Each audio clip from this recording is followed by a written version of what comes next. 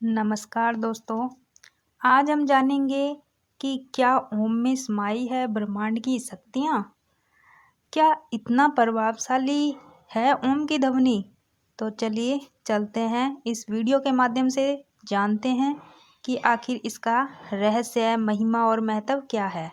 स्नेहियों, आपने हर पूजा पाठ के दौरान प्रयोग होने वाले मंत्र में ओम शब्द का इस्तेमाल अवश्य देखा होगा। यही नहीं, ध्यान लगाने के लिए भी सबसे ज़्यादा ओम शब्द को ही उपयोग में लाया जाता है। आखिर इस मंत्र को इतना ज़्यादा प्रभावशाली और शक्तिशाली क्यों माना जाता है?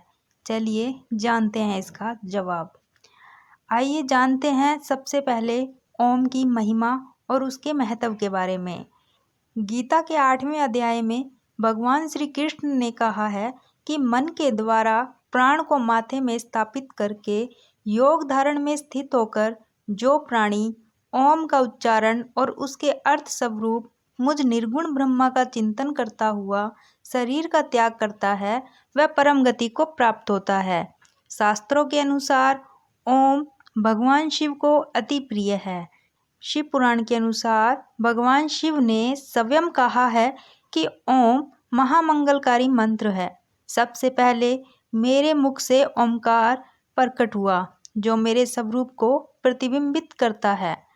ओम स्वयं में एक संपूर्ण मंत्र है।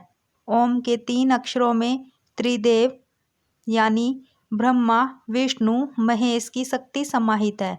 इस शब्द के उच्चारण में अ, उ, ओम में अक्षर आते हैं, जिसमें अ वर्ण सृष्टि को दर्शाता है, उ वर्ण स्थिति का द्योतक है, जबकि म लय से संबंधित है। यही नहीं, माना जाता है कि ओम एक ऐसी ध्वनि है जो सबको चारों तरफ से घेरे है, सबके ऊपर से बह रही है।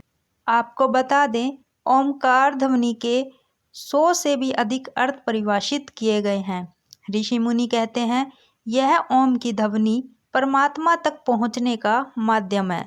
पुराणों की माने तो यदि हम किसी मंत्र से पहले ओम लगाते हैं तो उस मंत्र की ताकत बढ़ जाती है और वह पूरी तरह पावन हो जाता है। मान्यता है कि पूर्ण भक्ति भाव से एकाग्र होकर ओम के जाप से तीनों शक्तियों का एक साथ आह्वान हो जाता है। इसी शब्द से पंचाक्षर मंत्र उत्पन्न हुआ है। ओम का नियमित उच्चारण करने से मन काफ़ी हद तक नियंत्रित हो जाता है। इन कारणों से ही ओम शब्द को सबसे शक्तिशाली और प्रभावशाली मंत्र कहा गया है। आइए जानते हैं कि ओम का उच्चारण करते समय हमें किन बातों का ध्यान रखना चाहिए। ओम देखने में और बोलने में भले ही यह मंत्र छोटा और आसान नजर आता है, लेकिन इसका उच्चारण और इसके माध्यम से ध्यान लगाने की प्रक्रिया उतनी ही कठिन है। ओम का उच्चारण करने से पूर्व हमें कुछ बातों का ध्यान रखना जरूरी होता है। प्रयास करना चाहिए कि ओम का उच्चारण ब्रह्म मुहूर्त में उठकर सुखासन की मुद्रा में करें।